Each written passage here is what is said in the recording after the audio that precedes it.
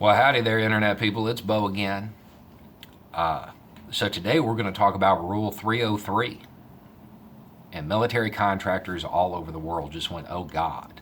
Don't worry, nobody's getting indicted. Rule 303 is a very popular term among a certain subset of military contractors. Because of the Iraq and Afghanistan wars, those contractors came into contact with active duty military, so the term made its way to there. And then from there, it made its way into law enforcement. We need to talk about that. We need to talk about Rule 303 and what it means. The term originated with this guy a very long time ago, back when bolt-action rifles were standard issue for militaries all over the world. And he's fighting an insurgency, and some of his men get ambushed and killed. Later on, he finds some locals that have their personal effects. So he lines them up and shoots them. His commanders did not look favorably on this action. He wound up in court standing tall.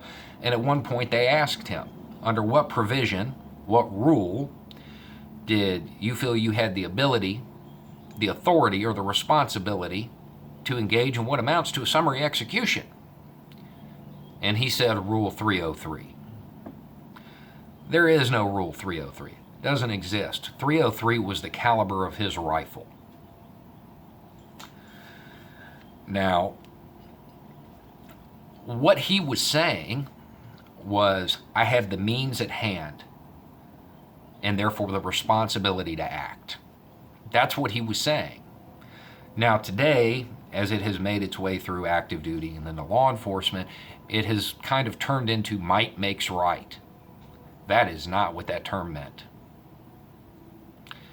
He felt he had the duty to act. He felt he had that duty. Now, anytime Rule 303 is cited, the action is pretty much always debatable as to whether or not what was done was right. In this case, we now know, because of how insurgencies work, this was a really bad idea. This was something bad to do. If these people were just random people who had found the bodies and then looted them, he killed innocent people. And that would help the insurgency grow.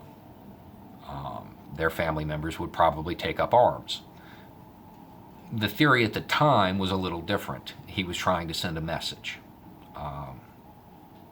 We know now that's not how you send it. Things have changed. Some more recent examples of Rule 303, and one that everybody will know, was there was that ambush that hit a bunch of Green Berets in Western Africa. Everybody knows about it because Trump dropped the ball when he was making the phone calls. Right? So these guys, they get ambushed. They got no air support. They're done. They are done. All of a sudden, two French Mirage 2000s, jets, fly in. They don't engage the enemy, but they scare them. They engage in a show of force. And it worked. They didn't have the duty to intervene, but they had the means at hand, and therefore the responsibility. Now, meanwhile, there's a bunch of contractors working for Berry Aviation sitting in their helicopters. They didn't have the means, or they didn't have the duty, but they had the means at hand, and therefore the responsibility. Now, I think the official story is that some French helicopters came in and got them, and that may be what happened. I'm not sure. But anyway, another example that people may be familiar with, you may have saw the movie Tears of the Sun. It's about a military team. They go in to get out a doctor. When they get there, they find a bunch of refugees that are going to get slaughtered. So they make the attempt to lead them to safety. They had no duty to do that, but they had the means at hand, and therefore the responsibility. And that's a highly fictionalized account of something that actually happened, by the way. So that's where the term comes from. Now, how's that relate to that Parkland shooting and the ruling that says law enforcement has no duty to protect anybody? The officer that waited outside had no duty to enter. Well, now that I'm starting to see that patch on law enforcement, I guess we should talk about that, right? Now, there were two types of cops that sent messages or made comments after I mentioned that ruling. One type wanted to talk about the philosophical aspects of it. And we're going to talk about that, but the tone of this video is not directed at you guys. I want y'all to know that. There is a philosophical discussion to be had there, and it doesn't have to be confrontational. Then there was the other batch of cops that wanted to offer excuses, and we're going to address those excuses too. The philosophical aspect is that if you create a legal obligation to act, you remove that officer's ability to engage in self-preservation and assess risk. Yeah, that's what it means. That is exactly what it means. Welcome to the profession of arms. Yeah, that's what it means. Nobody cares if you go home at the end of your shift. In that situation, nobody cares. Your duty, your responsibility, because you have the means at hand, is to act to protect those kids. Your duty is not bounded by risk. Your duty is not to get up and go to work every day. The guy at Hardee's has that duty. You chose a different profession. So, yeah, you shouldn't have the ability to assess risk and determine whether or not you're going to act. Rule 303, you have the means at hand. You have the responsibility to act.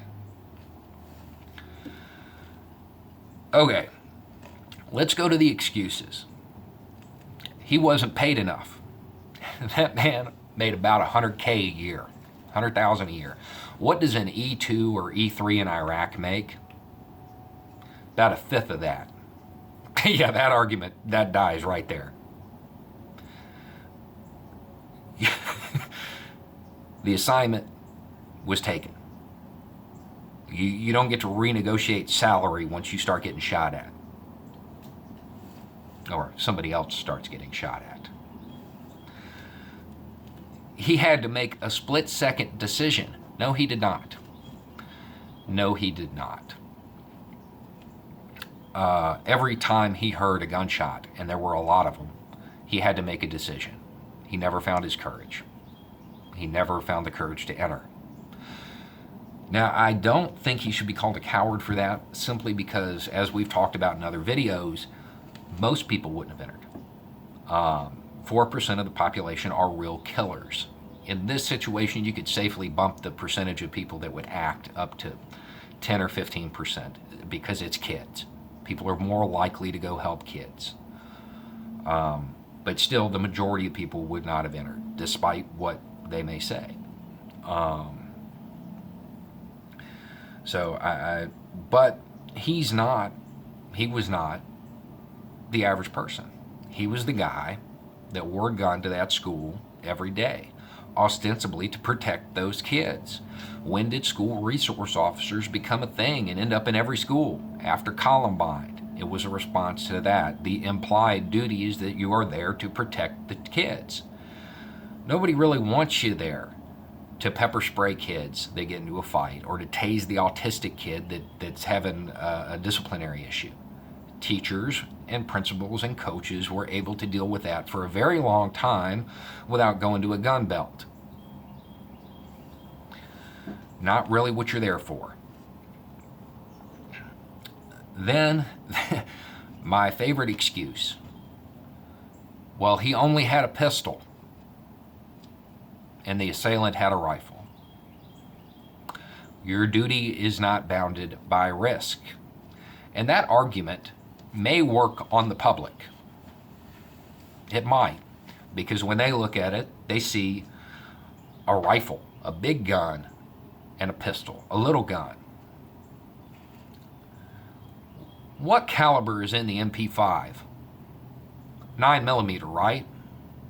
the weapon, the MP5, used by most hostage rescue teams who encounter rifles all the time. They specifically chose a pistol caliber weapon. Yeah, the rifle's more powerful, so it can achieve a greater range. It can shoot out to 300 yards. Great. Combat's taking place at 7. Doesn't matter. Both of those weapons have the ability to kill at the range that combat was taking place at. It's not going to work with anybody that actually knows about this stuff. It's a great propaganda piece for the public. Doesn't fly. More importantly, I want to talk about the message you're sending by putting that out there. The gun makes the man. Right? That's what you're saying. Don't you think that might be reinforcing the thought process of those kids that go into schools and shoot the place up? The gun makes the man. That was a really poorly thought out excuse. Here's the thing. You've got to make a decision if you're a school resource officer. If you are a cop in a school, you need to make the decision. Are you expendable? If not, quit. Because nobody cares if you go home at the end of your shift after a school shooting. They care about the students. That's it. You chose to join the profession of arms. The likelihood of dying from a bullet, that's part of it. That is part of it. And you chose the one assignment in law enforcement where literally nobody cares about your life. Most of them don't want to say that. And yeah, they would prefer that you survive, but they don't care. Doesn't matter. So, you still want to wear that patch?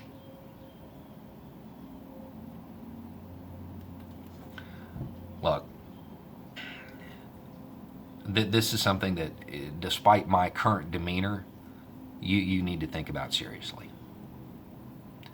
If you cannot truly envision yourself laying down your life to protect those kids, you need to get a different assignment. Anyway, that's just a thought. Y'all have a good day.